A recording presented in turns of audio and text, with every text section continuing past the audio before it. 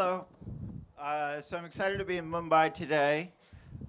We recently launched in 240 countries, but this is my third trip to Mumbai in the last year, and it's a very, very exciting country, and we're excited about getting the service going here. Um, so, our most popular content everywhere is our original series. We have Indian movies, American series, kids shows, but the original series get watched most wherever we are.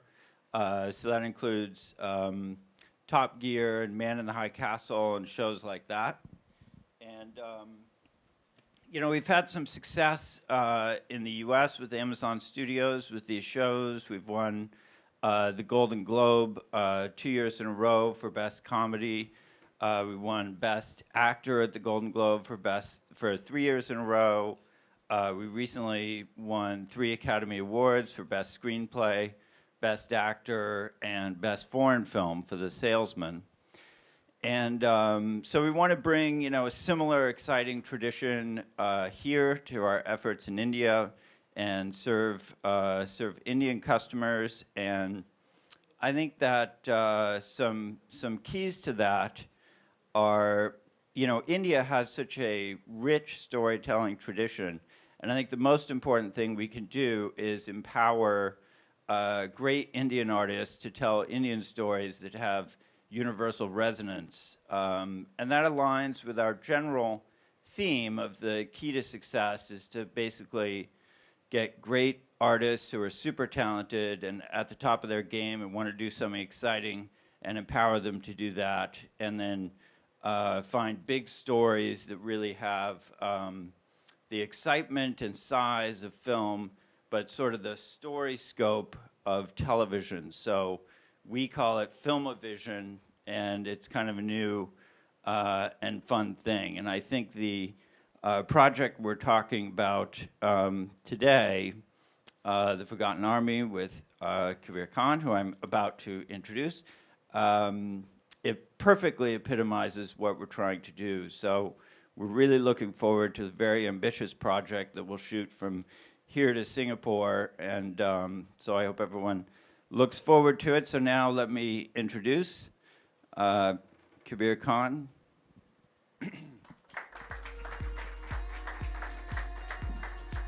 You brought your own mic. Yes. Okay. Thank you, Roy, for the introduction. Hi. Good afternoon. Great to see you here, and I'm really excited to talk about what this new project is all about. It's going to be an Amazon original. It's something new that I'm trying in terms of the platform. You've known me as a filmmaker doing Bollywood films that release theatrically, but now I'm doing this big show with Amazon as an Amazon original. Just to give you a brief backdrop to what this show is, as most of you know, I've been a documentary filmmaker, and till now derive a lot of my raw material for my films from my documentary experiences. So one of the first documentaries that I did was a documentary called The Forgotten Army, which was, in a certain sense, it became my calling card. It was the first documentary that got me acclaim, and people started reaching out to me for work connected with that documentary. And this was something that I shot in 1996, and it is essentially the story of the Azad Hind Fauj, as we know it, the Indian National Army, which was formed in Singapore.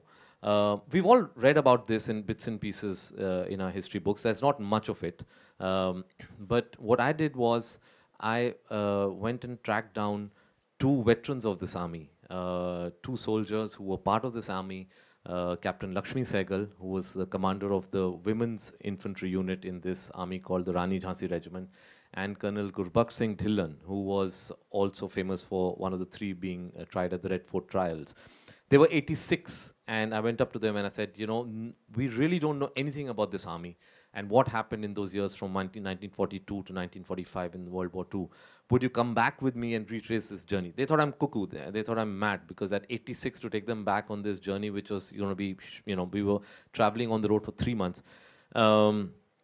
But such was their passion and such was their desire to actually tell this story that they came with me, and we embarked on this journey, which took us from Singapore through Malaysia, Thailand, and Burma, all the way back to the borders of India.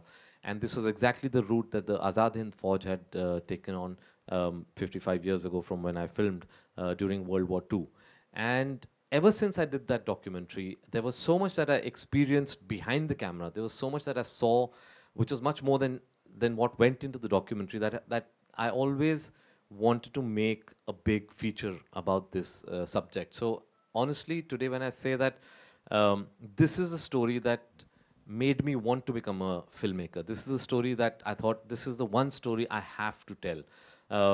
And after every film, I must be honest, I used to bring out the idea of Forgotten Army, and I used to, I used to keep writing the screenplay and notes on it. I said, I want to do this, I want to do this. Somehow, 6 films down, I still haven't done it.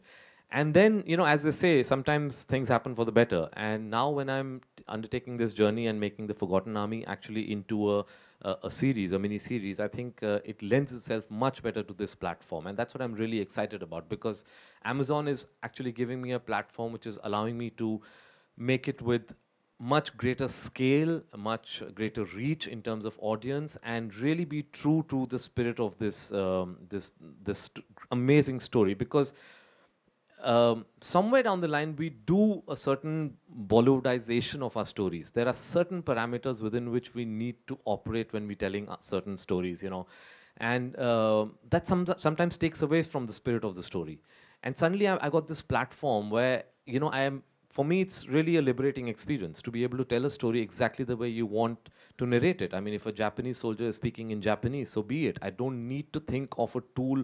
How do I make this Japanese guy speak Hindi? Kuch to hoga, maa hogi India se. Something you have to keep doing. And we've seen some recent films that have been destroyed by that tool, where we're making characters speak Hindi, because otherwise, how do you release it?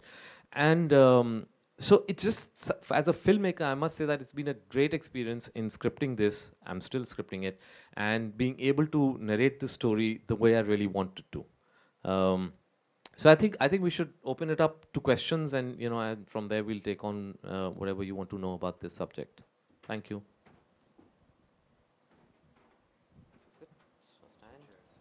Sure. So anybody? Any questions?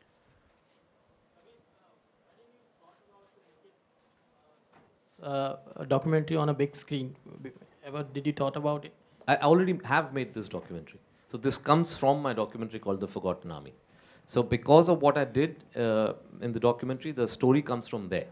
And I developed it into a screenplay.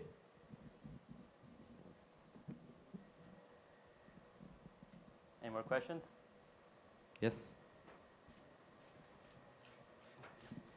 Yeah, questions for Roy Price. When you started creating original content 3 years ago, was there a lot of skepticism from top talent? Because before that, Amazon was mainly known as an e-commerce company. So at that time, was there a lot of skepticism? And how would you say OTT players are disrupting the traditional studio model of production, finance, and also content creation? Well, originally, a few years ago, we did sort of have to go around and explain to people what we were doing, what the goal was, what the standards would be. But we had already earned a reputation for reliability by delivering everybody's packages on time. So I think that started us off with a good level of credibility. So there was definitely that period where you had to go around and talk to agents and managers and talent and explain, what we're trying to do. We're trying to do great work that people are really going to remember, that's going to stand the test of time, that's going to be the best in the industry. And I think that was the important message to communicate, so people could understand, what we're trying to accomplish and what kind of project they might think of when they think of Amazon. So these days, we don't have to explain it too much, because I think most, people are aware, but that was definitely part of the task in the beginning. Wanted to ask you are you looking at content in the other languages in India, or you're just sticking to Hindi at the moment? We do have some film projects we've been talking about that are not in Hindi. Let me take that. We've got content on the service in 6 different languages. So it's English, Hindi, Tamil, Telugu, Bengali, Marathi. So that's available. Movies are available on the service today. And most of them premiere on the service before TV. No, I'm talking about original content, like you're doing for what Kabir is doing. I'd say we'll see. I mean, it would be great to find a great project of whatever kind, and it's hard with development to know which one is going to come out just right. But we're always looking for something great, and that's the real criterion. We don't have anything to announce at this point, but hopefully one day we do have we have movies on the site.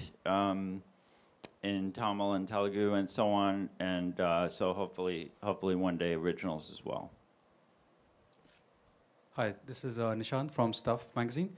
It's a question that probably Kabir and Roy can both answer. So on the technical side, as a filmmaker, do you think that you're limited by not being able to shoot in 4K or not being able to release it in Dolby Atmos to tell your story, or you think on a smaller screen it doesn't really matter? And maybe on the platform side, how easy would it be to deliver 4K on Indian bandwidth? No, honestly, I don't really give much thought. I think technology is just a tool for a storyteller. Having said, Dolby Atmos, we should be also be aware of how many people actually access our films in Dolby Atmos. My last film, Bajrangi Bhaijaan, is considered to be one of the most watched film in this country. It's got footfalls of about 3.8 crores. Right? Everybody else is watching it obviously on the net. Everybody is watching it on their phones. Everybody is watching it on their laptops. So we already, majority of the people watching our shows is already on the digital medium. So we should be aware of that. And I really don't, miss releasing something theatrically. Of course, there's a great, thrill of going on Friday and seeing your film releasing on a Friday and seeing the ticket sales and everything, and that's going to continue. But I do see this as the future. I do see that these platforms, the digital platforms, are definitely the future. They are already game changers in the West, and it's just a matter of time before they, in a certain sense, change the game even in India. So I saw that potential, I saw that possibility, and that's why I decided that I wanted to narrate this story on this platform. Hi, Ankur from Huffington Post. My question is both for Nitesh and for Roy. Have you guys relaxed your position on censorship yet? Because last time when there was a little issue about it, you guys had said that you need to be culturally sensitive when it comes to sort of airing content without filters. But when you're sort of seeking top talent from the industry, an ideal way is to empower the filmmaker by giving him autonomy and not sort of getting him to think that he may have to censor content. So where do you guys stand on it now? I think Kabir should validate this, but when you work with the top talent, top filmmakers, we ask them to think unconstrained. We ask them to think about the best stories that they want to tell without having to worry about, what my weekend launch is going to look like, what my time slot's going to be on TV. That's what we tell them, and that's what Kabir is doing, and that's why he's excited about that. Yes, absolutely, Ankur. I don't think we've sort of come into that position where we're already trying to, look at stuff in the script and saying, can we do this or can we not do that? In fact, it's one of the empowering elements of this whole platform and medium is that one is being able to do much more than probably I would be able to do in a mainstream Hindi film. There, unfortunately, because of the conditions we are in right now, sometimes we are always checking ourselves because, unfortunately, we have certain characters, who are going to be sitting on our film before release. And so we sometimes see ourselves making corrections, even before the release. And with Amazon, there's been no such, there's never been an incident or, any scene or anything that we're trying to develop or we're trying to correct ourselves or, check ourselves before going into production. Hi, this is Upala here from DNA. Kabir, this is for you. Is it in English, the language, the web series? Will it be called The Forgotten Army again? And will it have an international cast? What about the casting? Okay, so still working on the screenplay, but yes, it is, the working title is Forgotten Army. We're not sure whether it'll be the final title or not.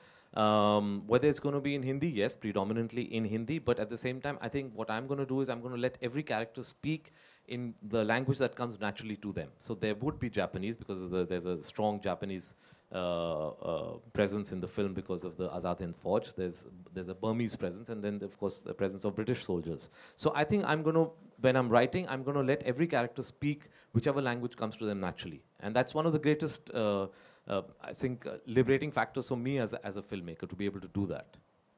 What is your third part? Yes, it will have an international cast because there will be. I'm definitely looking at casting people from Japan and from Burma. We have time for one last question. Hi, Roy. My question is directed to you. In the US, the model that Amazon Prime follows is a crowdsourcing model where scripts come in and the viewer is empowered to choose what they want to see. Do you see the same model being replicated in India, where the Indian viewer is empowered to choose what he or she wants to watch? Well, well, most of our, 99% of our shows and movies actually come from, meeting with filmmakers and writers, sort of in a more traditional way. But we also have the opportunity for people to upload a script and we'll read it. And actually, we've gotten a TV show out of that called Gordimer Gibbons, which won a lot of awards and was great. And we have a movie premiering this year called The Wall, which will be directed by Doug Liman, that was uploaded to the site. So, if we get a show or a movie out of it every year or two, that's good with me. So it's a part of what we do, but for the most part, we develop in a more traditional way. Great. Thank you, everyone. I think we have some discussions after this, but thank you so much for coming again.